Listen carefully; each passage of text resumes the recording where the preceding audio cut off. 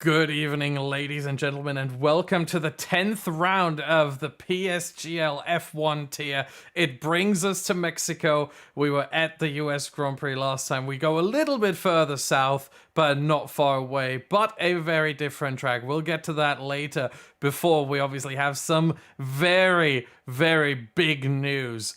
If you've seen the PSGL Twitter at PremierSimGL, you may have seen that already.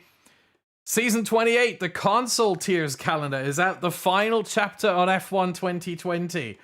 And boy, oh boy, is it a calendar. Let's quickly look at it. We have Bahrain Short as the season opener.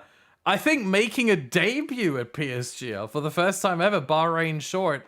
Singapore, Austria, Belgium, Netherlands, France, Canada, Japan, Azerbaijan. And of course, the season finale will be in Brazil. But before that, we have obviously 3 rounds left in this season, season 27. Let's quickly remind ourselves of that calendar. Mexico tonight, Abu Dhabi next week, Japan the week after. And you see here the US Grand Prix, that was last time out, and it was Sergi Matais in the Alfa Romeo who won that race.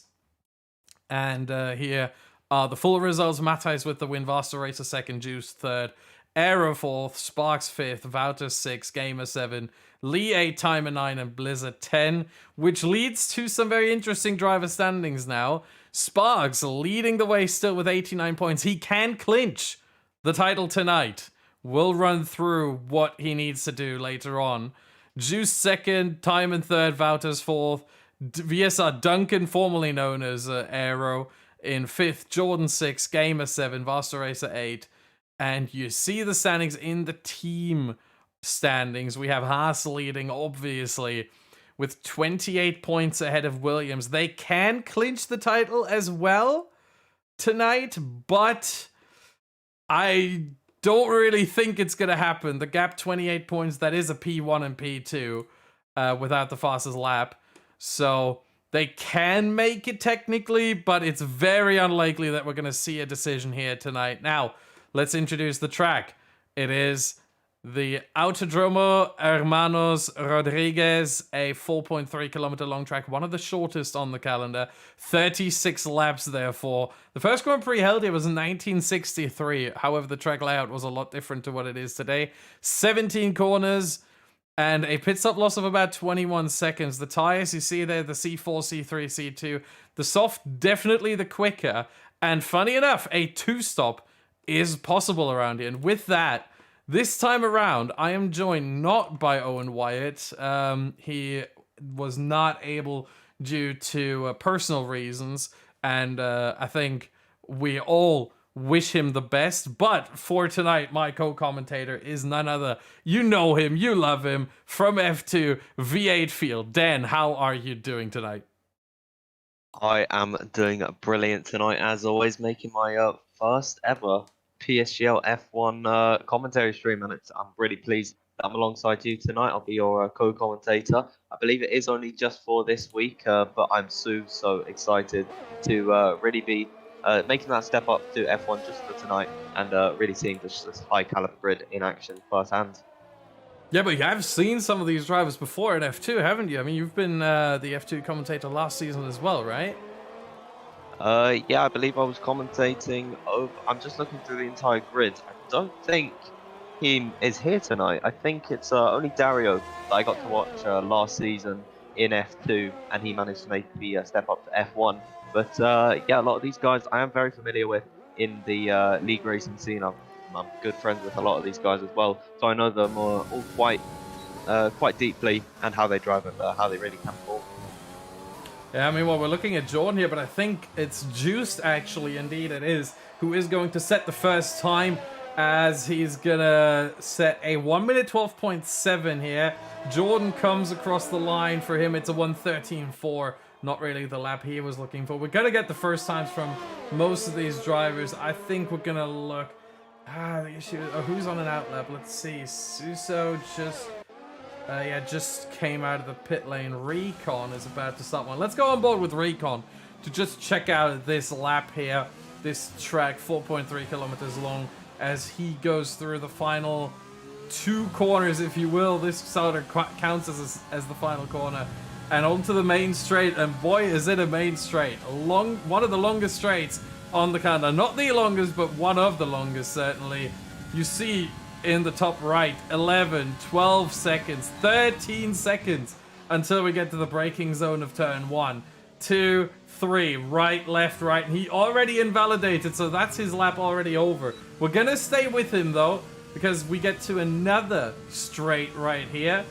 Another overtaking opportunity, another DRS straight, and then the slowest part of the track. Left, right, you want to run as wide as possible here. Double right-hander. Really only counts as one on the track map, but it is technically, I think, a double right-hander. And now the tricky part begins. Turn 7, 8, 9, 10, usually a bit quicker, and 11. Usually they go a bit quicker here. But obviously with an invalid lap, he's not going to take it all too quickly. Very easy to get wrong, very easy to get yourself a warning or even a penalty there as he goes out of the way of Master Racer. And then, of course, you saw the stadium section there. Fantastic scenery, it needs to be said. And now Recon tries again on the soft tires to set a banker time. I believe he actually invalidated on actually entry to turn number 1. I don't know how he did it, but he was obviously just a little bit too ambitious on the outside curve. We'll see how he can take it through turn number 1. He's locked up quite heavily through the first corner, but he's still made the apex, and he's invalidated turn number 3. Really tricky circuit to completely nail with the track limits. I do believe Suso's just crossing the line at the moment. He's done a 54.4 to the second sector. It's a 13 flat from him, puts him in 9th position. So really tough around this circuit. Of course, high octane and a high speed track. It is so hard to get around without invalidating. That we'll probably see some of these guys struggle to put in laps towards the end of the session. Yeah, you see how much they're trying to optimize the track limits here.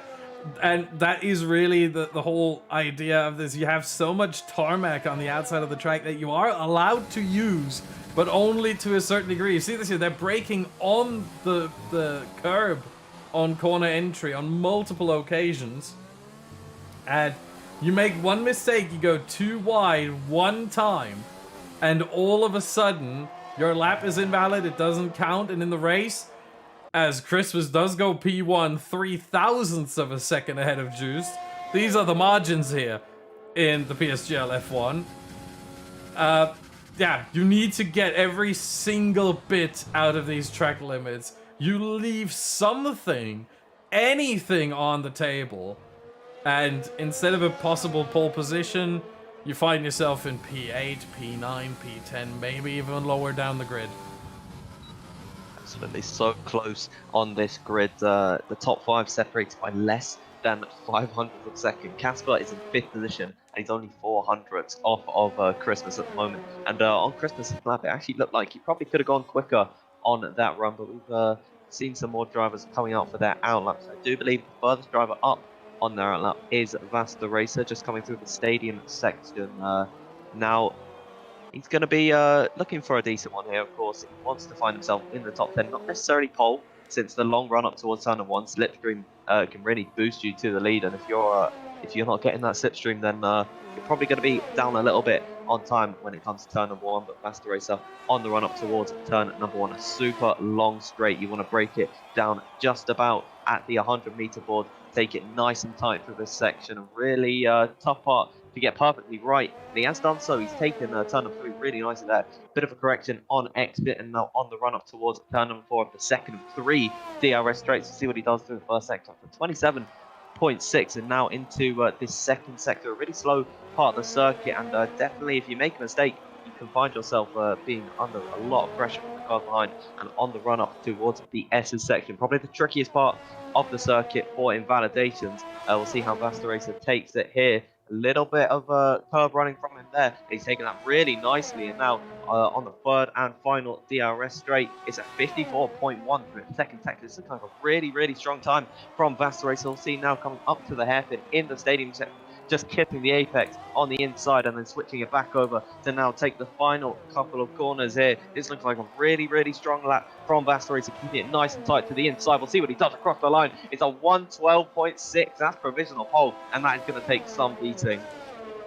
Yeah, I mean, well, Jordan stays in P5 there. Not much movement from him.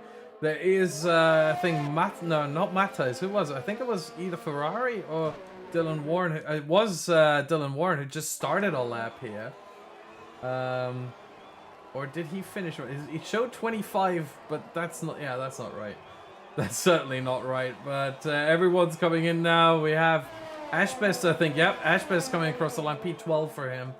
And then we're trying to catch Ferrari here, who has invalidated. So no time from him. I think Sparks is on an outlet right now. Who else is anyone on a flyer? For Ashbest, it shows 0 laps, but that's not true. We saw him set the 1 minute 13 flat. Perfectly flat, by the way. Lee is improving by a 10th. But I think the one we have to look at is Dylan Warren as he comes to the final. Oh, it has invalidated and pauses or completely stops on track. That is dangerous, certainly. But yeah, as we switch to him, invalidates. So we're going to move on to Lee, who is running for a second lap here. And 3/10 up on his own time. That would certainly be good enough to at least make it into the top 12. If he improves any further, that could be some more gains. And it is 1 minute 12.947, but it remains P12. And here comes Recon across the line, P9. Immediately pushes Lee and some others down by 1 position. Again, we mention this all the time, but it is so important to mention. Look at how close the gaps are. Half a second between 1st and 17th, and 18th hasn't set a lap time. Yeah, it is just so close between the entire grid. This is really the pinnacle of league racing, just coming through the third sector. Championship leader CRG Sparks, who's quite strong as that. About 700th improvement, and he's taken sector 3 quite nicely here. We'll see him crossing the line, keeping it to the inside. And that is a 112.6, only 100th quicker than his rival Vasteray. So unfortunately, Juice, who was right behind Sparks as well on their outlaps, has invalidated. I do believe he is going to go again. So yeah, he's buckled under the pressure on that run. He wasn't able to finish up that lap. Yeah, I mean, it really is getting to the point now where it really matters. Sparks on provisional pole 12.6. But they all have at least one more run. Usually, it gets the busiest the closer we get to the 0 minute and 0 second mark. Remember, drivers are allowed to finish their laps if they started before the clock hits 0. So any lap started before that will count. As Christmas is now coming through the final section, and that could be certainly good enough to get within the top 4. Is it good enough for provisional pole? Yes, it is. The first 12.5 right here from Christmas. Wow, what a lap. Yeah, absolutely. So quick from him there. Puts him just under 600s ahead of Sparks. And Christmas, he's impressed me in this qualifying session. I know from watching the streams, he's not had the best of seasons. I do believe his only points actually came from his win some rounds ago. So this is really a bit of a turning point for him. I do hope that he is in a better position. I think that Yost just finished up on a lap, and unfortunately he wasn't able to improve 2 racing points come through the final sector. Duncan has invalidated. What about Blizzard? He has as well. So yeah, they're getting to the point. It's 5 minutes to go. They want to be putting on their final set of soft tyres, probably going for 1 or 2 laps. I'd probably fuel up for 2 and then go out a little bit earlier so that they have that capacity to go for a second lap, just in case they invalidate. So yeah, it is getting to the point. It is crunch time for these drivers. Yeah, we're looking at Matthias right now. Juice lap was actually the second lap that he did on these tires, and he slightly improved there. Went no more place higher, and Matthijs does the same and goes P1. What a lap is this? 1 minute 12.3 on the second lap on these tires. Wow. Oh my goodness me, Matthijs pulled it out the bag there, of course, winning in Austin. He seems to have found some of his momentum that he had last season. Of course, he was picked to the title by Gil, but maybe for season 28, we could see the return of Matthijs to that form that he had during season 26. Most of the drivers in the pit lane at the moment, I do believe Yost just pulling into the box now. Matthijs might have gone a little bit early here, depending on whether he can get back and then around for at least 2 more laps. I don't think he's going to have that time. He'll probably only get 1 more run in this session. So if he invalidates, it might not be the best of situations for him. It'll still leave him vulnerable, but certainly a blinding time coming out there from him. Puts him 2.5 tenths ahead of his nearest rival, which is Christmas at the moment. Yeah, I'm looking at this almost a quarter of a second between Matthijs and Christmas right now. Do you think, Dan, that this lap could be beaten in the last 3.5 minutes of this qualifying? Do you think anyone is capable of setting this lap time? I certainly think, just by how close this grid has displayed so far in this session, that they are. I don't think Matthijs is out of the water yet. I don't think that is a guaranteed pole lap from the Dutchman. It still will be a very tough one to beat, and he'll probably be very, very pleased that he was able to put that one in. But drivers coming out on their outlaps now, he can't get complacent at this point. Yeah, we're looking at Jordan right now. As almost always, he is sort of the first one out there. We've seen this trend many a time where Jordan is the first one out on track. We see it at the start of qualifying usually. Today he got beaten by his Williams teammate Juice, but usually he is one of the first ones out on track. And he also is one of the first ones to start the last flying lap. And he's doing exactly that right here. He will have a second and potentially even a third chance, considering he comes across the line with 2 minutes 30 left. If he puts in, he could have a flying lap right now, then a cool down lap, and then another flying lap if he really desires to do that. Obviously not the best for the tires, but certainly a possibility. Yeah, being in that top 10 position, of course, he is going to have to start on that set of softs, and it is very difficult to... oh, he's actually backed off his lap already, so he's not going to go for that one there. But yeah, it's really difficult to keep the tyres alive, and realistically, these soft tyres are not going to go long into the race. I do believe furthest driver up on a lap at the moment, I think, is Ash Best. In that Renault car, you could just see a Racing Point pulling off to the side. That's either Duncan or Blizzard. It's Duncan. So yeah, Ash Best up to turn number 3, turn number 4. He's about 2 tenths up on this lap, so it's looking pretty decent for the Lithuanian. Yeah, and once again, just to reiterate, because people have been asking in the chat, no, Owen has not been sacked. Don't you worry about that. No, Owen was not able to make it tonight due to personal reasons. We're not going to go into detail. Just send him some good wishes. And we are obviously in our thoughts with Owen. And yeah, he has not been sacked. I can promise you that much. Because I did see some questions there in chat. Well, here comes Ash Best. No, actually, he has invalidated. Who else do we have here now? I think that's one of the... that is Sparks. And we will get into the championship situation later on. Probably at the start of the race, in between... probably in the formation lap, actually. It's probably a good idea to do that. Christmas on an out lap. Who else do we have who's on a fly? I think Recon. He has invalidated.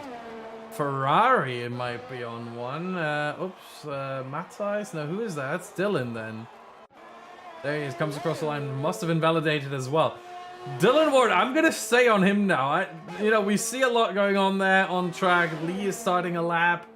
We have some cars coming across the line. We obviously look at the timing monitor, the timing tower, but Dylan Warren, not a single lap, and he invalidates again. He invalidates again, so Dylan Warren will not set a lap time. My goodness. Oh, sorry, the clock's just struck 0 there, and he's not been able to put in a timer. Yeah, I do apologise for cutting in there, but I think it's for the best for Dylan because he's been struggling with his internet today, and I actually saw him going backwards on circuit at one point, so I do believe that was completely desync, but yeah, really unfortunate for Dylan. Yeah, meanwhile we're looking, and who was that? It was Duncan up to P4.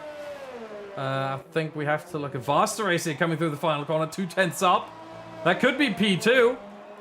Oh, what happened in the final sector there? Lost some front wing, hit the pit wall, and did not improve either. So very, very unfortunate there. Christmas has invalidated. There's a lot going on right now. Casper has invalidated. Lee has not invalidated, but only 0.04 of a second up. Final corner, and it is, a 1,000th behind Wouters.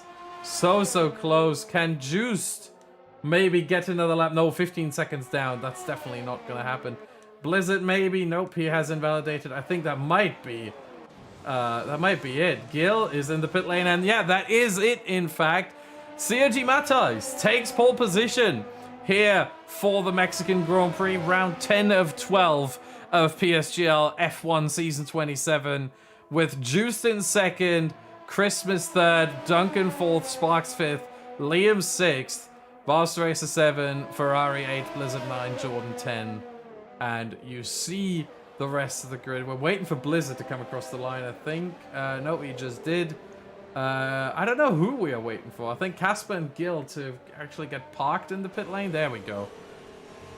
So, Matais on pole position after his win last week.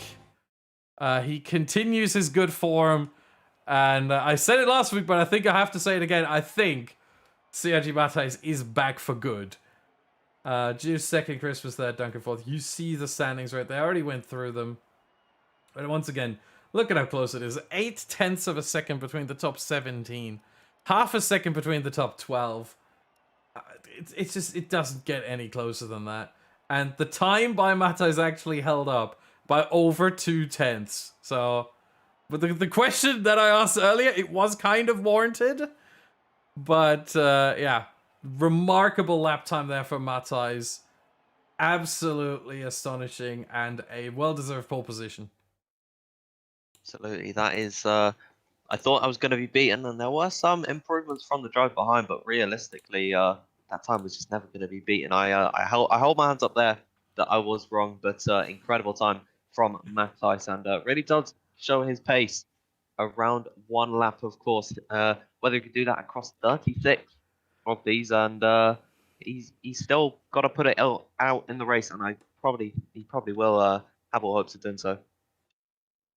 Yeah, meanwhile, I think now is a good time as we are waiting to just quickly show once again the driver standings to show you what exactly has to happen for Sparks to clinch. So, Sparks has won 3 races so far this season. Juiced and Wouters have not won any. We're going to disregard Duncan, Jordan, everyone below P5 at this point. Because the gap is just that big that most likely they aren't going to play a role in this mathematically. But really what you have to look out for is you can gain 17 points from win plus fastest lap, which means 34 points is the gap Sparks needs to have, 35 if you think that a driver can beat him on countback, which the only one who technically could is Timon, as he won 2 races. So, and that gap is 35 points right now. So he needs to outscore. Sparks needs to outscore Juiced by 3 points.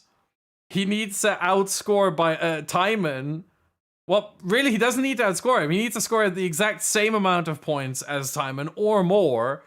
And he can even afford to lose 2 points to Wouters. So if all of these come true, then Sparks will be the Season 27 PSGL F1 champion. In the team standings, as mentioned before, 28-point gap means that it's very, very unlikely for Haas. They would need a 1-2 and not a single point for Williams. And even then, you know, we're going to start the calculations. We're going to start counting whether it is possible for Williams to still win this. It might actually be. mathematically speaking. But we are going to focus on the Drivers' Championship tonight, and we're going to see what exactly is going to go on here as we look at the tires, and we see the top 10 obviously on the softs they qualified on. Wouters also on the softs. Everyone else on mediums. I think that smells like a two-stop. Certainly is a two-stop where it is faster. I think just because the hards are not, it's so hard to get heat into the car to really get enough grip to warrant doing the one stop, and it's not the not the longest pit lane around this circuit. So I think it is a soft, medium to soft strategy around this circuit, or a medium soft stop. That really put the medium runners at a great advantage. If they could just keep up with that top 10 in the beginning stint, they'll be on 2 sets of soft towards the end. I believe it's 17 laps for the medium tires is probably the maximum they can go, and then I believe it is about 9 to 11 laps for a set of softs to go to the end, well, just for their entire life. Yeah, let me just quickly check. I have obviously my own little track database that I've worked on, and for Mexico that seems it's 13 for the softs. Obviously, if you disregard the qualifying lap and the outlap, the qualifying lap, and maybe even 2 that they've made, then you get to sort of 9 to 11 laps. But here we go. Getting ready. 5 red lights. And the Mexican Grand Prix is underway. We've got a couple of jump starts there. Recon and Casper, and I think Lee as well. No, Lee and Recon, not Casper. Apologies. It was moving too quickly. Mata is trying to defend it into turn 1. Is he going to keep the lead? It looks like it. Here comes Christmas down the inside. Oh, it gets really close and personal there.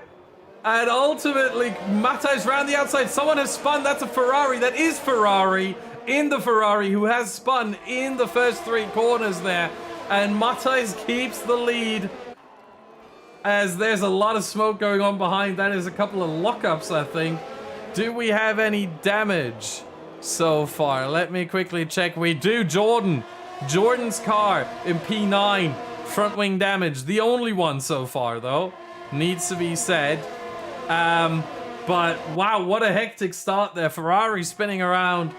Let's quickly look at who made some moves. Lee, from the jump start, gained 5 places. So at least, you know, if you do mess up, at least make the most of it.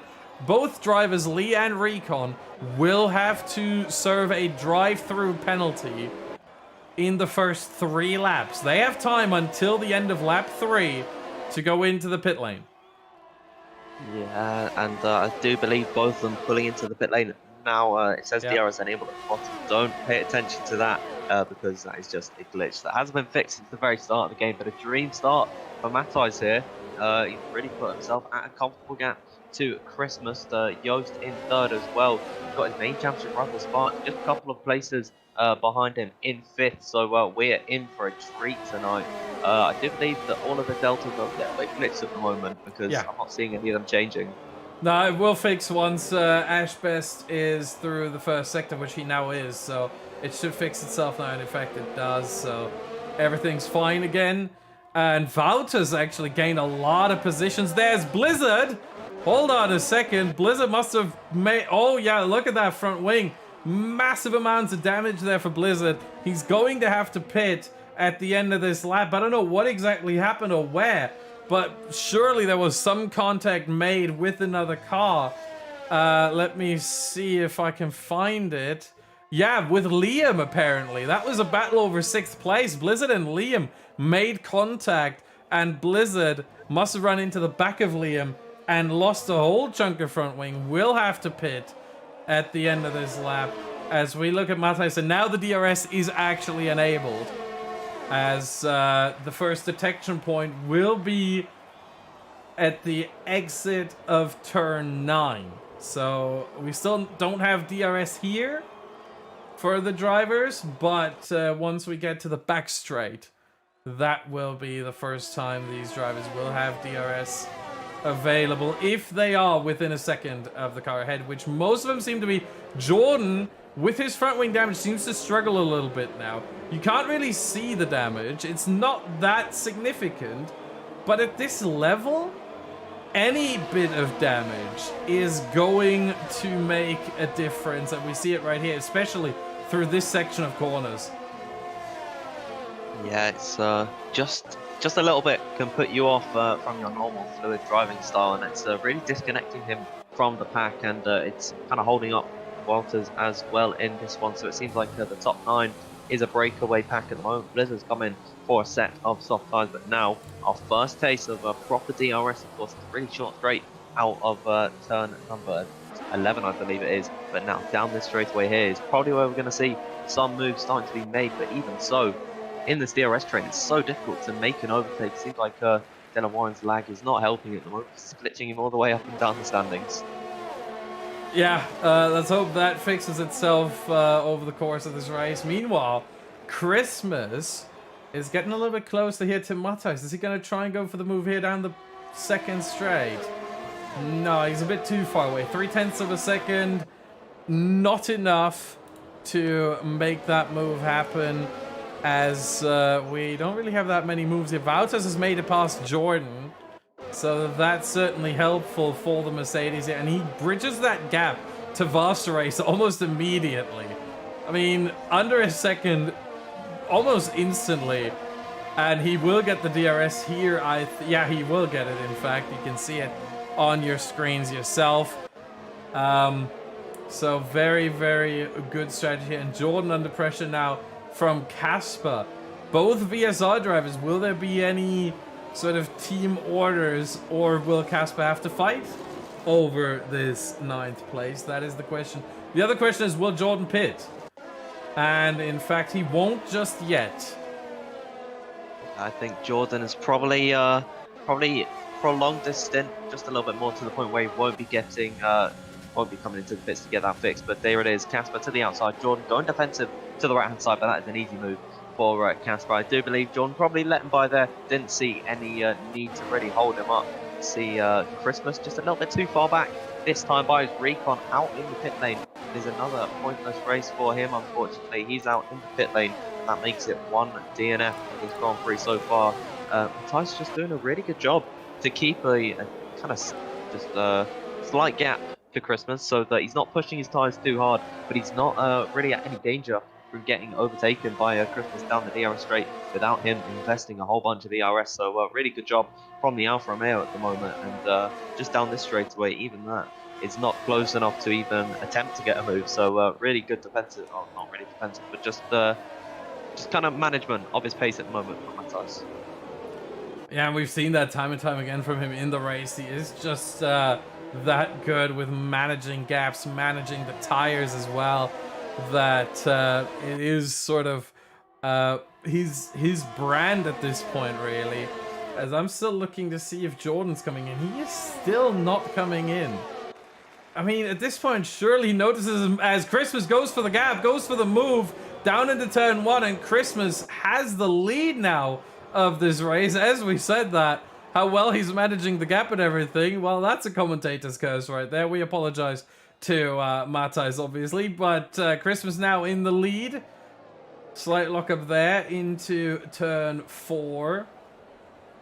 But the Mercedes now leading the race after 5.5 laps, with still over 30 laps to go. So this is early.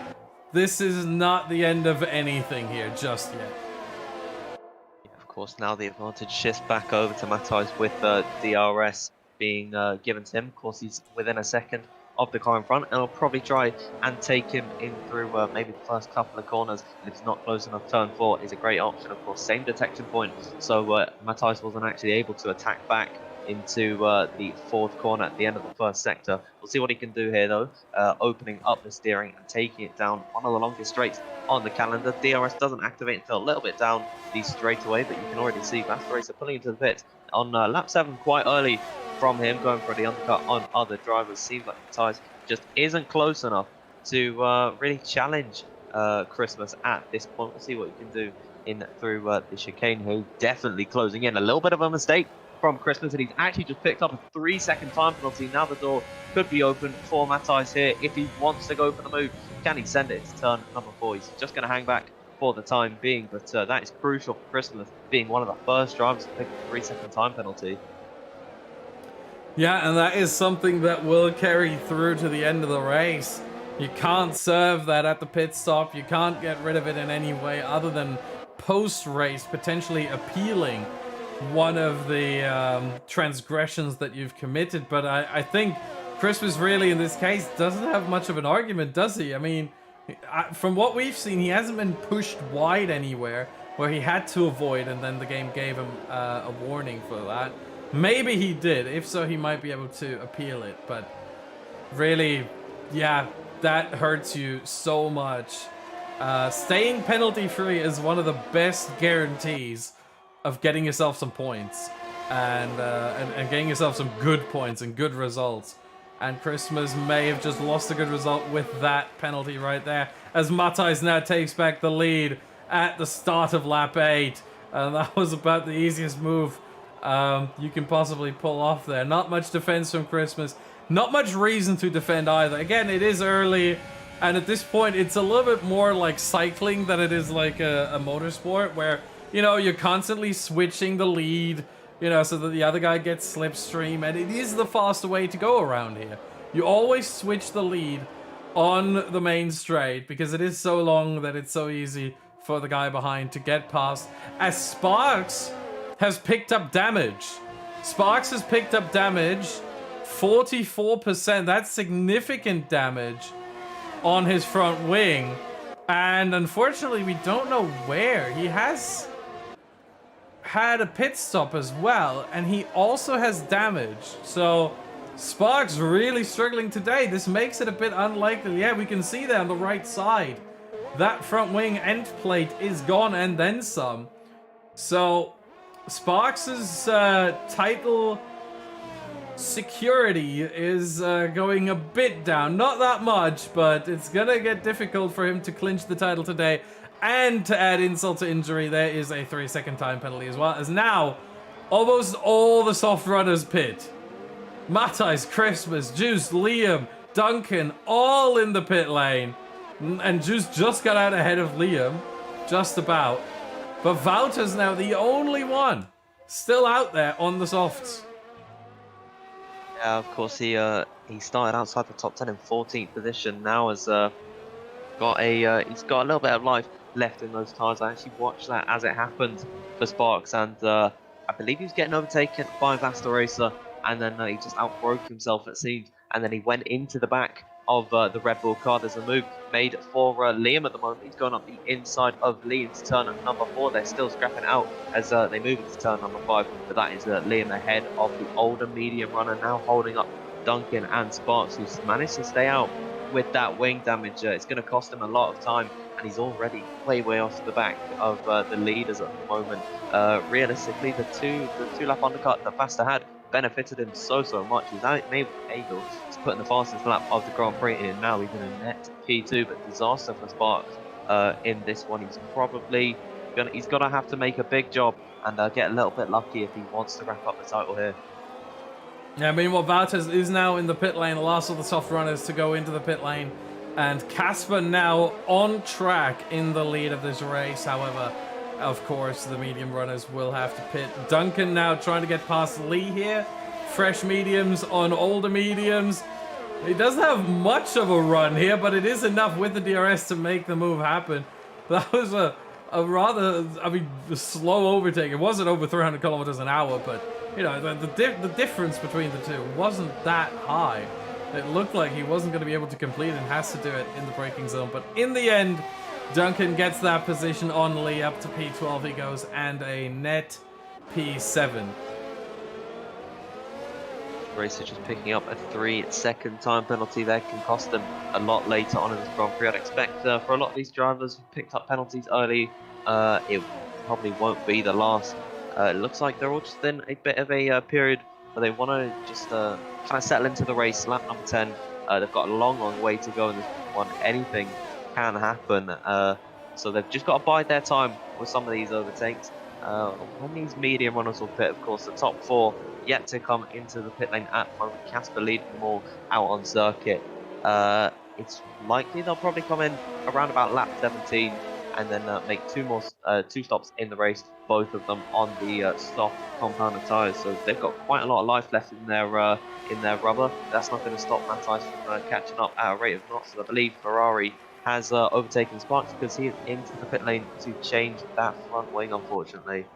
Yeah, I think he may have realized the damage that he has sustained there and has decided, you know what, it's probably best to go straight onto the hards and try and make these last until the very end, which is possible, although a bit tricky.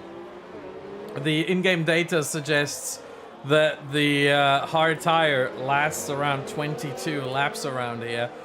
Considering that he just pit at the end of lap 10, that would be 26 laps. So it's gonna get tricky, but we've seen last week that you can take these tires a lot longer than 70%. So the amount, it was so crazy last week. If you haven't seen it, watch it back after this one. The amount of tire saving and the amount of tires that went past the 70% mark into puncture territory, and none of them punctured. It was remarkable to watch how all these drivers fared with these conditions, and they did incredibly well. So we've seen that last week, and I wouldn't be surprised if we see something similar this week, as I think most medium runners should prepare for their first pit stop. Looking at their tire data, they have it, all of them have at least one tire at the 50% mark. So they are getting to that point where they hit sort of the first cliff where they get slower. And I think the medium runners that have 11 laps next to their name and their tire, so the top 5 and VSR Lee, they should be pitting soon. I doubt they'll be too long from a pit stop, maybe not lap 17 like I suggested, but certainly around that period, probably lap 15 is where I'd say these guys will probably try and make the stop. Definitely think we could see some undercuts coming out. At the moment on circuit, it seems like Christmas is trying to get a move on in terms of pushing Faster Racer to the limits. You can see Matthias actually caught a little bit of traffic in the name of Gil here. This should be an easy clearance given DRF on the straightaway. Really going to throw the advantage to him, and actually Gil's going to put into the pit lane here. It's a really early stop for the medium runner, but we'll see if Christmas is going to push Faster Racer. He's not using up much ERS at the moment. Faster Racer not in a good position on his battery. So yeah, I think Christmas is trying to bide his time here. He was certainly pushing a little bit. I believe it was actually last lap on the main straight, but he didn't go for a move, and it seems like he's just hung back here. So he's trying to reel himself in and not make any mistakes. Yeah, and I have to say, regarding the strategy for Gil here, lap 12, I'm not that surprised. When I was looking at the tire data in preparation for this race, and I was seeing that, you know, the soft lasts about 13 laps and the medium lasts about 17, and the soft is that much quicker. My first thought was, well, you do 12, 12, and 12, you know, that adds up to 36. It's easy to remember, and you do get to use these soft tires for quite a long time in both stints. So I'm not that surprised. I'm a bit more surprised that other drivers are going longer on their mediums. In fact, if you're on the softs, obviously you would go a bit earlier, but if you start on the mediums, yeah, 12, 12, 12, to me it looks like a pretty good, as Christmas gets another penalty, 6 seconds now for him. But yeah, 12, 12, 12 to me looks like a really good strategy if you do start on the mediums. Surely the softs are going to struggle a bit at the end, but I think that might be worth it.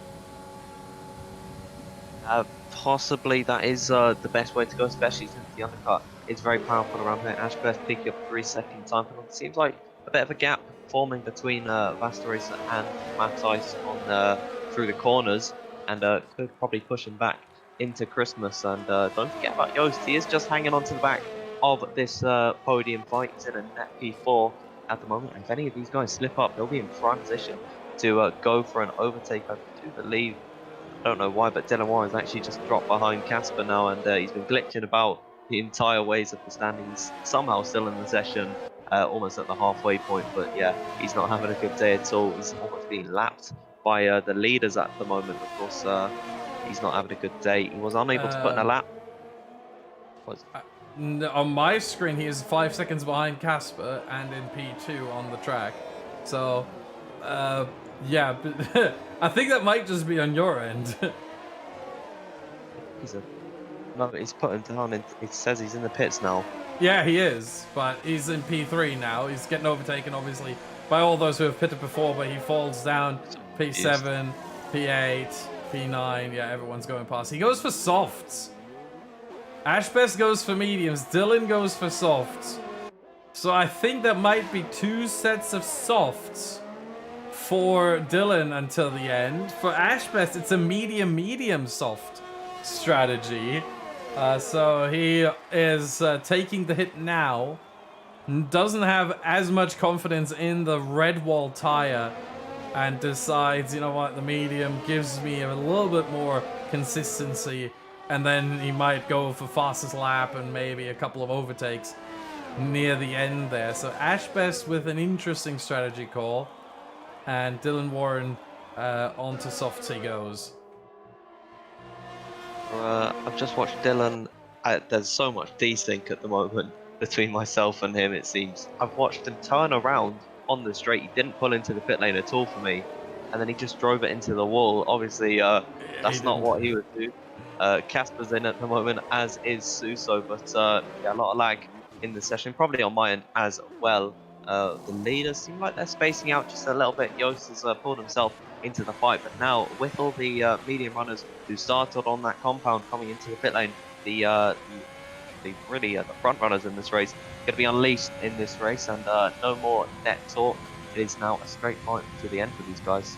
Yeah, here meanwhile comes Casper out of the pit lane right ahead of Ferrari, and Casper is on a one stop as it seems, medium to hard. He will not pit again.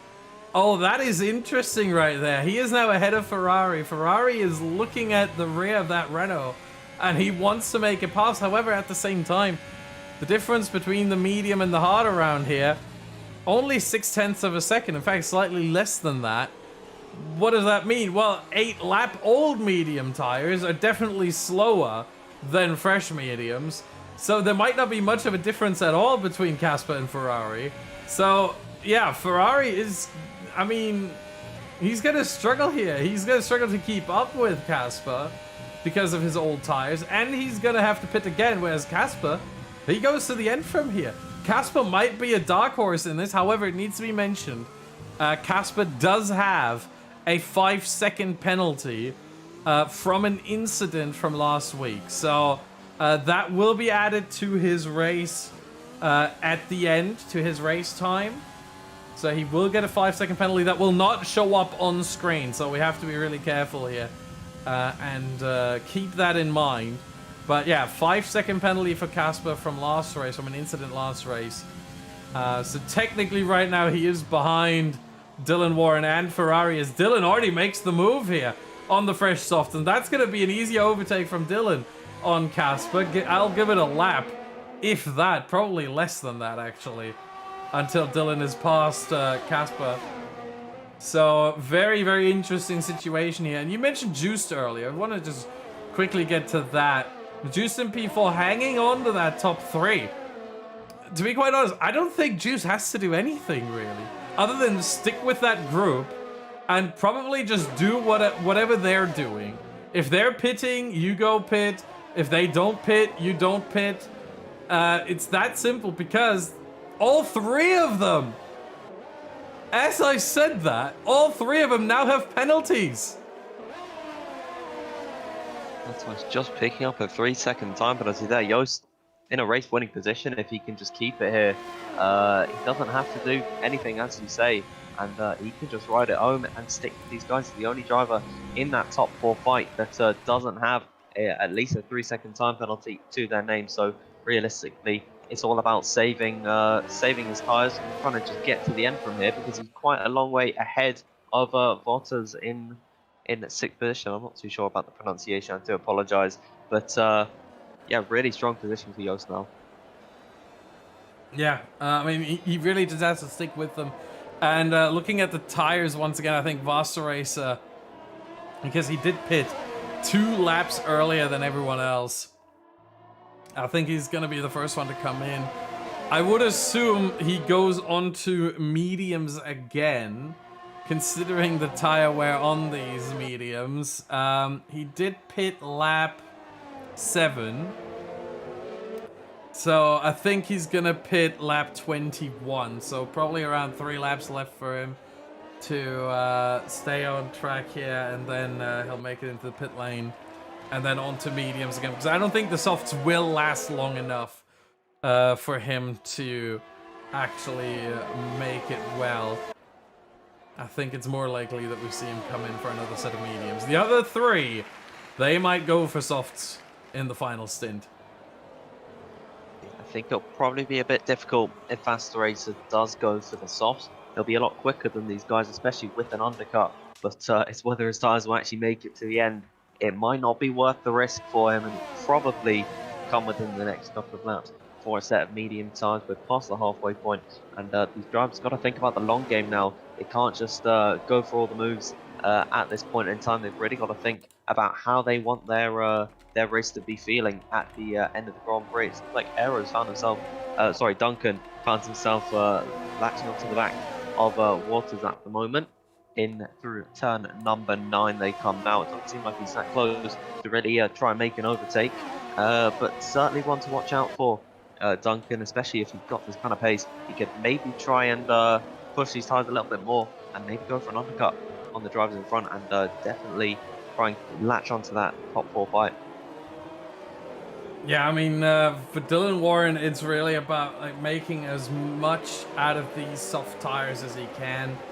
And with 2 seconds behind Liam, I think with the tire advantage that he has over Liam, I think there's a good chance as again, I would expect the top 7 to come into the pit lane, all of them, within the next 3 laps. And Dylan Warren has a couple more laps left to stay on these softs and really just churn out the laps. Just fast lap after fast lap after fast lap. Obviously, if we look at the fastest lap of the race so far, he is, of course, leading that because he's the only one on the softs right now. But that will change later on, I think. The question just is, how far can he go up the order now? And how much will the overcut, the inevitable overcut by Dylan Warren, how much will it hurt him? As Christmas is picking up penalties left, right, center, on top, at the bottom, everywhere. 12 seconds now, and Jordan picked his second 3-second time penalty up as well. So Christmas is really going to fall down the order. The one thing Christmas is not hoping for right now, I can promise you that, is a safety car. As Vaster races in the pit lane. Of course, the safety car will be completely opposite of what he'd be hoping for, because it'll bunch up the entire pack and completely screw him over, since there are a couple of guys that are yet to pick up penalties in the pack. So when Vaster race emerges, seems like he's going to come out in P13 at the moment, just behind Suso by quite some way on the mediums to the end of the race. He's now going to overtake these hard runners as well, because they're going to go right to the end of the Grand Prix. So yeah, he's got to pick up the pace at the moment. Yeah, thankfully for him, he only has 2 hard runners in front of him. That is Suso, 3.5 seconds up the road, and then Casper, 11 seconds up the road. So the first one's coming up quite quickly, and the earlier the better, because now the difference between the mediums and the hards is the biggest it will be. With every single corner, that difference slightly shrinks. Just slightly, but it goes down corner by corner. And so right now, the earlier you get to someone who is on a harder tire, the better it is for you. And so for Vaster Racer, I think being 3.5 behind Suso, that will help him here. He should be able to close in on Suso rather quickly and make the move happen. But I gotta say, Casper's doing really well. 10 seconds the gap to Matthijs. He is closing in. The gap was about 12 seconds just a couple of laps ago. And now it's 10. Casper really, really interesting here. His strategy might actually work out. Again, he has a 5-second time penalty that he will get latched on at the end of the race. but he might even, I'm going to say, he might even take the victory on track. Oh, Dan. Oh yeah, I've disconnected it. I've Yeah. got another invite. Yeah, I think I'm still on the call. Yeah, okay. Yeah, you are. Yeah, you I'll- are. Okay. I just saw that you left the session, and yeah, please try to rejoin. Meanwhile, I'll continue here quickly as, yeah, I think Matthias Christmas and Juice are getting ready to pit. I wonder if Juice is gonna is he gonna think about I pit if they pit, or is he gonna take a different approach? That is the question. Really. Let's see. Anyone pitting? No, none of them. Matthias, Christmas, Juice all stay out. And for those of you who may have missed it, A, you can rewind. That is an option here on YouTube. But B, we're just quickly going to tell you, Sparks had some front wing damage right after his first pit stop. Front wing damage that was so significant that he had to pit again and went on to hards. That's why he is that far down the order. It might throw the championship slightly open again, because the gap before this race was 31 points. If Juice wins, all of a sudden we're talking 15 points with 2 races left to go. I mean, after the US Grand Prix, it was unthinkable to me that anyone could challenge Sparks. But if Juice gets a massive run in the last 3 races and Sparks continues to have bad luck like this, there is a chance that we get a championship fight that goes all the way to Japan in 2 weeks' time. Absolutely, I'm really excited for the Japanese Grand Prix. A lot of favourite tracks for these drivers, for a lot of them it is. It seems like at the moment, back on circuit, Vassarace has found himself onto the back of Suso. He's got Jordan in front of him, has the Spaniard, so at least he can use him as a little bit of a safety crutch. I do believe actually Walters is getting past Duncan here, and so is Dylan Warren, making a move on Liam off the inside. Dylan taking the most out those tyres as well. There's a lot of moves on circuit at the moment. Vassaracer does clear one of the hard drivers, but it doesn't seem like Suso's given up that fight.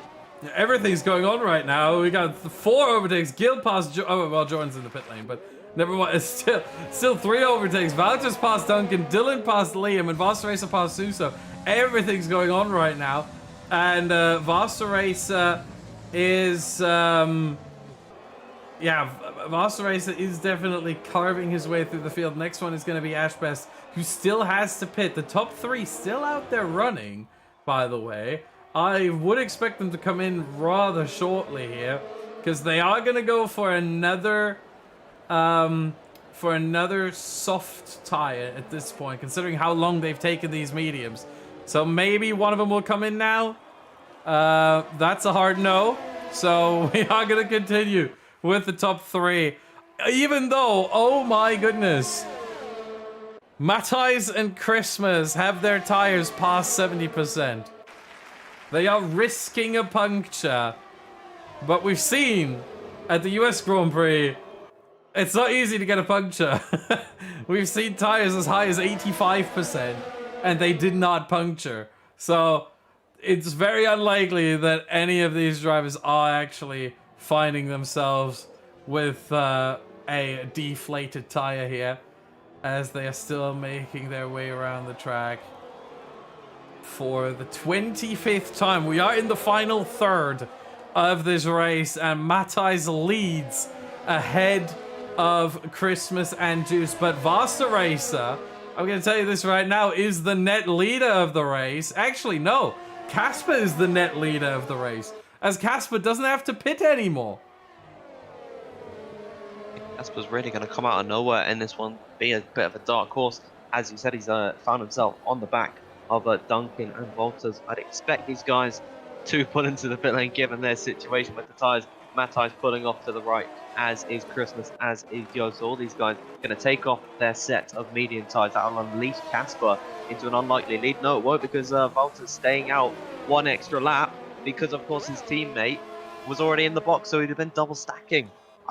If he's I'm not too sure about his tyre situation at the moment, but he could be really risking everything, and it just be down to plain bad luck here. No, Valtas is fine. His tires are at 68%, so not even in puncture territory just yet. 70% is the magical number there. Yeah, not much risk there for Valtas. He had the foresight to manage his tires well enough. But look at the red now in the timing tower in terms of tire choice. Everyone and their grandma are on the soft tire now, and honestly, the top four, or the net top three, Casper, Vasterracer, and Suso, must be shivering right now looking at this. Ashbest is going to have to pit again. Probably going to go on to softs as well, but he will lose about 10 places. He will fall behind Lee, most likely. We'll get that position back later on, but he will fall back a long way, and Valtas will fall probably behind Liam in P11. As he now pits, and there goes Casper. Casper now leading the race, and by a margin, 6.5 seconds to Vasterracer. If he can stay 5 seconds clear, look at the penalties. If he can stay 8 seconds clear of 2 seconds clear of Vasterracer. Apologies, I've calculated the wrong way. 2 seconds clear of Vasterracer, he wins this race. Absolutely, he's in a really brilliant position. Is Casper, and I think the one stop was just the way to go for him. I do believe someone we do actually have to commend as well is Dylan Warren. He's found himself in 7th position from 18th on the grid, and he's on fresh soft tyres. He's going to the end on this set. He's now ahead of Duncan and Liam and Walters. These guys were fighting right at the top of the order for a long time in this race. So you really do have to hand it to Dylan. I've been having my issues with him, but I actually think me disconnecting fixed those completely because now he's showing up in the right place and showing up in completely wrong sectors before on my screen. So it's really good to see that he's just in the position that he is in at the moment. But yeah, coming on to lap number 28 now, Casper's got the best chance to win this one. Yeah, especially after Vasterracer just picked up another penalty, now on 9 seconds. That now means, even with Casper's 5-second post-race penalty, he's got less penalties than Vasterracer, so he would still win if he just finishes ahead of Vasterracer. And right now, Vasterracer doesn't gain too much. The gap is very consistent at just over 6 seconds. And since you were mentioning Dylan Warren and Casper, obviously, as two of the biggest gainers since the start, I think we have to mention Suso as well here, currently running in P3. Obviously, he might fall prey to the horde of soft runners behind him. Christmas, Matthijs, Just, maybe Duncan and Dylan Warren and Liam, but certainly the P4, P5, and P6 I think will get him at some point sooner rather than later. But still, Suso with a fantastic race so far, and a massive gain from qualifying compared now to the race. This does show the sort of the power of the alternate strategy, and how even if you're not inside the top 10, it's not all over for you. Still got pressure from Christmas, who's got a bucket load of penalties. I do believe he's actually now 15 seconds in this one. We can just see the difference between the pressure soft tyres in comparison to the mediums. We'll see. He'll probably get him before the DRS even comes here. It might be a little bit of a challenge for Matthijs to get him here, but I actually think Matthijs is going to be looking for a move on Christmas as well. He's tucked into the slipstream of the Mercedes driver, pulling over to the racing line is Christmas now, almost running wheel to wheel as Matthijs going down the inside into the first corner. They come so close to contact, but it's just enough for Christmas to hold on. But for how much longer? Because on exit here comes Matthijs, and he's going to get him down the straightaway on the run up towards turn number 4. But is Christmas going to hang on in there on the inside? I don't quite believe this one. Matthijs around the outside. It looks like he's got the move cleared, and that is a brilliant overtake on Christmas there. Yeah, I thought for a second we were all on board with both of these drivers through the overtake. I thought for a second Christmas was going to send it into the double right-hander there of turn 6, but he decided against that at the last second. Might go for an overtake here, but he's a little bit too far away, I reckon. They won't be able, yeah, just half a second. That's too much. 4/10, yeah, won't be able to make it into this right-hander. He almost spins off, actually. Almost spins his car away. And now we have to think about Casper Matthijs and Juiced, really. Juiced still, if Juiced gets within 8 seconds of Casper, Juiced might win this. And the gap is 8.6, so it looks very likely that after the 5-second penalty, Casper will still not win. Who would have thought, really, that Joost would be taking the fight, really, 2 spots. This race really unfortunate for Wilson that he picked up that damage, and I'm sure he'd be really harsh on himself, unfortunately. That is just kind of the mentality that he has. But I'm sure that both these guys will be coming back stronger next week in Abu Dhabi, and they'll be having another brilliant fight. But for now, they just got to treat it like a normal league race, and Joost could be on the horizon of winning this Grand Prix. He's 7.9 back from Casper now. He's now in a race-winning position.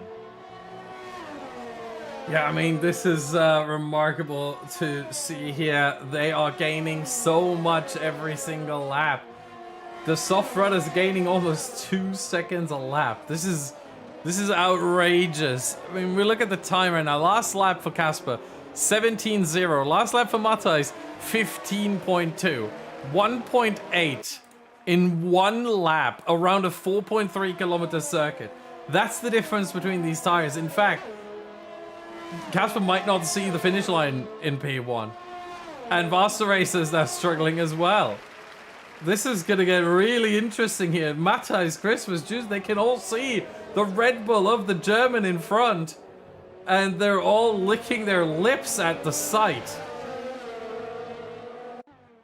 Absolutely, just the initial undercut from Vasta Racer put in a difficult position for his strategy. He's had to go for the medium tires, which are a lot more worn and dated than these softs, and they will be catching at a rate of knots. Almost in DRS is Matthijs to Vasta Racer at this moment in time. We'll see him coming through this Essence section. Just the difference in grip and pace that the tyres have, and Matthijs really close to losing the car there, and he's actually lost out on DRS. That was a heart-in-mouth moment for the Dutchman. My heart almost sank to the bottom of my stomach, but he's managed to hold on to that one. Really scary moment. He just lost the car, it seemed, getting onto the curb, and that is just showing how punishing that Essence section is. But yeah, back to it for Matthijs. He's got to brush that one off his shoulder.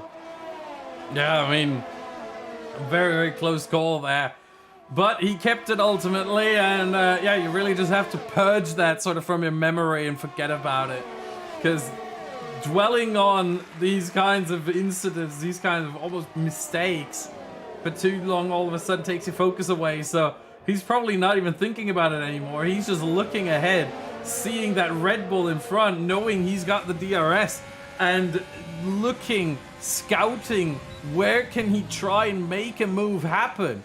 Not yet, he's a bit too far away. Can it be on the back straight? Or would it be better to wait, get the DRS in the stadium section, do it on the main straight, and then get the DRS for those second straight as well after a potential overtake? That usually is how most of the overtakes happen so far that we have seen today. On the back straight, and then try and drive away and maybe even possibly defend if necessary on the second straight with the DRS you still have, because it is 2 DRS zones with 1 detection point. That detection point is right here, and Matthijs did not try to overtake.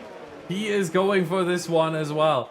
He wants to make the overtake happen right here. He uses all of his ERS to get the run. We go on board. Vasta Racer not defending really, but he's trying to get the speed out of the car, and it's just not happening. Christmas too far away. Matthijs has the move done. Up to P2 he goes. Vasta Racer third. Christmas fourth, and I think Christmas might be onto something here as well. Although Vasta Racer does get the slipstream of Matthijs, and it is enough to hold on to P3. Hold on to P3 for now.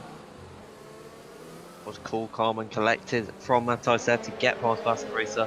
Now puts himself into a position where he can jump Casper at the end of this one, of course, with the 5-second time penalty being added to Casper's race time at the end of it all.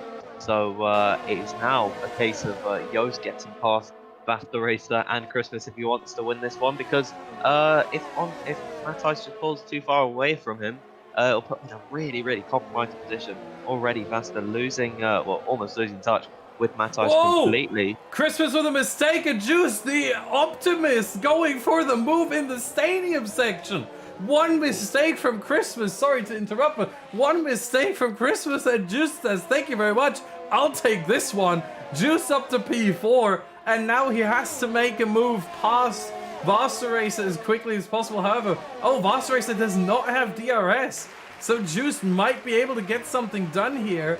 Maybe on the second straight, and then all of a sudden it would look really good. That mistake from Christmas came at the perfect time for Juice. Can he get the move on Vasa here? He's in the slip. He uses all of his ERS. He's going for it. He's sending it. Down the inside he goes, and Wasserracer has nothing to fight with. Juice up to P3. Now it's time for Juice to hunt after Matthijs and try to stay within that 3-second margin. Not getting a 3-second penalty yourself, that is very crucial as well. He is on 2 warnings, so Juice cannot allow himself a single additional warning, and he needs to get closer to Matthijs. He's just got about just over 2 laps left to go in this one.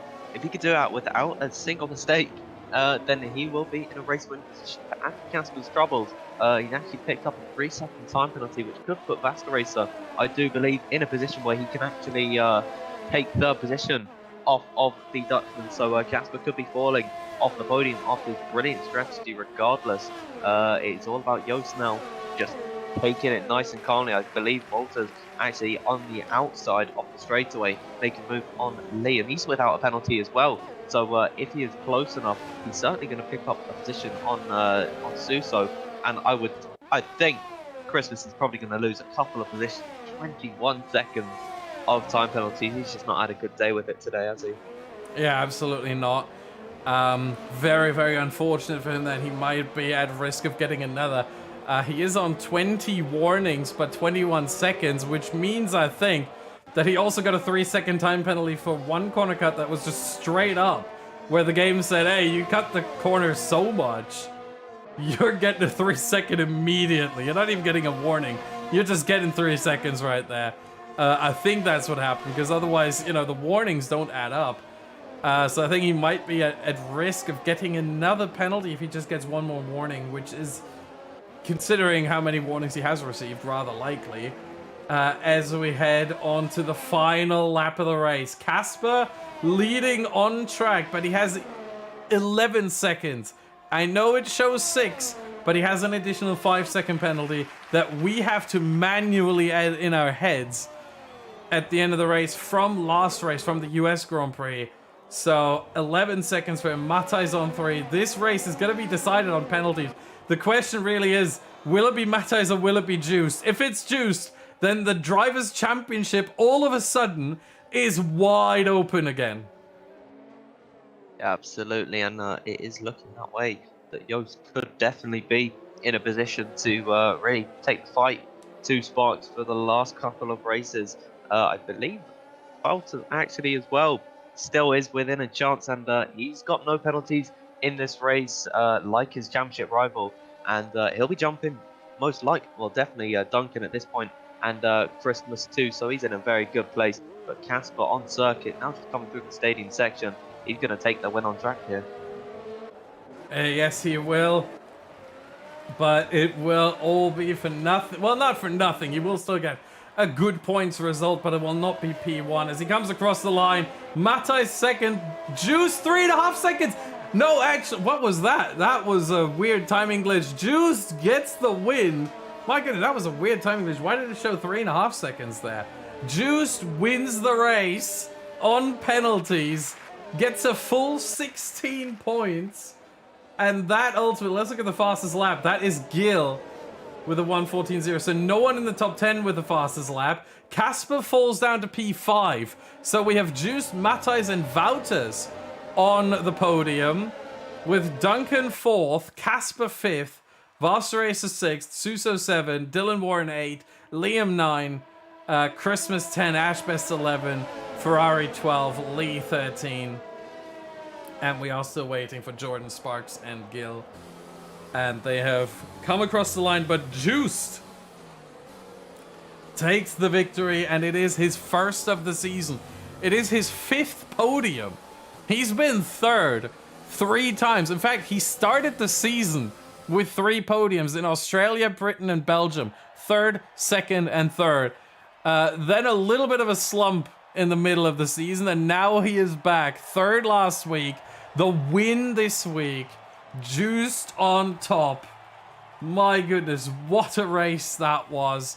We're trying to get the top 3 in to the Discord, but what a race. And again, it throws the championship wide open. With that, let me quickly look at the championship standings. Of course, we're going to have to subtract 4 points from Casper, so he will be at 23. We're going to have to add 2 points each to Wouters and Aero. So Wouters is going to be at 63. Aero is going to be at 51. Sparks stays at 89. That means we have plenty of drivers already eliminated, as you have to be within 34 points of Sparks. So everyone under 55 is out. That means the only drivers still fighting over the championship are Sparks, Juiced, and Wouters, I think, if I see that correctly. Yeah, Timon isn't here. So Timon is now 35 points behind Sparks, which means he's not in championship contention anymore. So it's Sparks, Juiced, and Wouters who are the only ones who are still in the championship hunt. But between them, especially Juiced and Sparks, 15 points in the championship, the difference. So 1 win for Juiced and another race like today for Sparks, and all of a sudden it gets really, really close.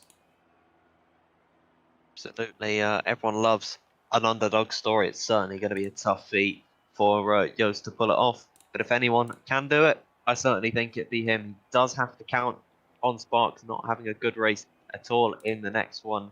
But that still puts him in a very, very good position to just try and pit Sparks right at the very end. And he'll could take it all the way to Japan. But it's certainly a brilliant performance from him today, without a penalty, let alone to go the entire Mexican Grand Prix without a penalty. To do it and win, that is something else for him. Yeah, and I'm just having a quick look at the team standings. Of course, these were the team standings before the race. Haas only scoring a whopping total of 2 points from Liam. That brings him up to 126. Williams, however, is scoring 16. Obviously, Jordan in P15, no points for him. But still, 16 points. That gets him up to 112. So only 14 points the gap, and Alfa Romeo is scoring 3 and 12. That's 15. So they're moving up as well. So it gets a little bit closer in the team standings as well between those 3 teams, Haas, Williams, and Alfa Romeo. Everything's still open. And I think we're going to have a fantastic last 2 races. Let's bring in the podium finishes. Of course, we have first off here the winner. Actually, we have Matthijs joining as well. We're waiting for one more then. That would be Wouters. And I think then we can say, is he going to join? Let's see. He did get told that he is supposed to join. I don't know if he's going to, though. And then we're going to start with the post-race interviews.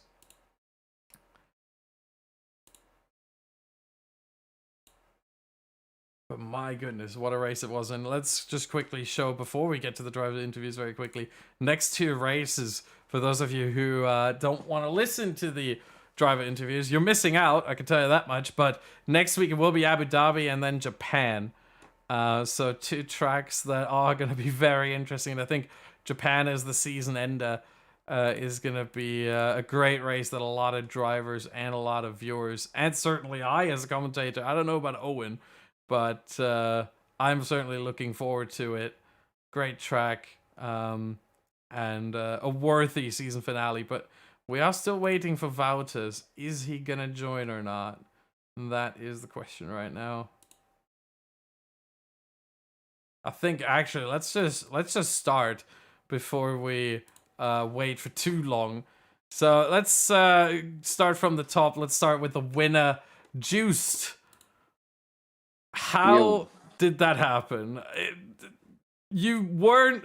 I don't think you were leading for a single lap on track, and yet you walk away with the victory. What? Overtake. Yeah. Yeah. How important was it to stay penalty free around here?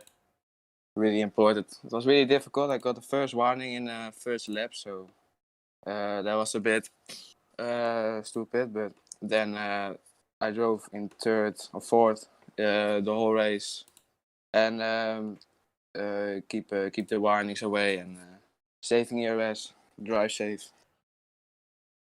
What's it like to score the first win of the season? I mean, you've been second and third so much this season. This is your 5th podium, first time at the top 7. How does it feel?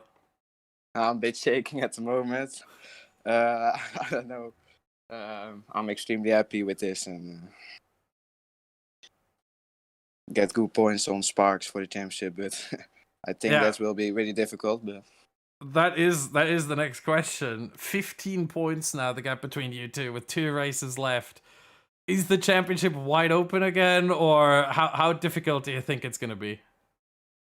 it's really difficult, but it's still possible. If Sparks DNF'd another time, then it's still possible to win a championship. But well, I don't know.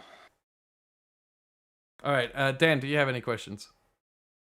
Yeah, I'd just like to know, firstly, just congratulations on the win. It was a really well-worked performance. But about Abu Dhabi next week, how do you like the circuit? Do you think you could pick up potentially another win there? No, it's my it's my baddest race. I'm so shit there. So practicing a bit more for the race and get confidence there. So. Yeah, absolutely, really well done today again. It's great to see that you've come this far in racing since I've known you for about a year now. So it's really brilliant to see how far you've come. Well done, mate. Thank you. Yeah, congratulations from me as well once again for this victory. Well done. Staying penalty free around this track is certainly no easy feat. I've tried it a couple times myself. It's borderline impossible. But then again, I don't have nearly the talent that you guys have, so not really a surprise there. But let's move on to second place there. Matthijs, you did cross the line. I mean, pretty much. I think you knew about the penalty for Casper. They had a 5-second penalty coming into this race, so you were you were basically P1 after this post-race penalty, and then your own penalty took that away from you. Ultimately, P2. What's more inside you right now? Happiness over P2 or sadness that you didn't win? Well, obviously sadness that I didn't win, but at the end I think you should take any podium you get in the best league from PS4. Pace was really good. Yeah, I can build on from that again. Yeah, you have also moved up 3 positions in the championship with this result. You're up to 6th now, and certainly a couple more drives in front of you who you might be able to catch. Aero only 3 points ahead. What do you aim for in the championship now that, you know, the championship is gone mathematically, so you won't be able to win that anymore, but what would be sort of a realistic goal that you're trying to get in the championship? I think top 5 is too close to me, so I'll go for that. Best possible at the moment. All right, and yeah, next track at Abu Dhabi. Are you looking forward to it, or same as Juice, where you say, "Oh, one of my worst," and not happy with it? No, it's actually a decent track for me. I think I can. Yeah, I haven't driven it yet this game out of the no rules races, but yeah, we'll see. Yeah, let's be honest. No rules races around Abu Dhabi are better than rules races around Abu Dhabi. Yeah, obviously. Dan, do you have any questions? Yeah, so in the last 2 weeks, Matthijs, you've really been impressive, and it's kind of a bit of a return for form. So looking at the calendar for season 28, How do you rate your chances that you could challenge for the championship once again? Yeah, I actually think it's pretty nice calendar. Some good races for me, especially Canada and Brazil.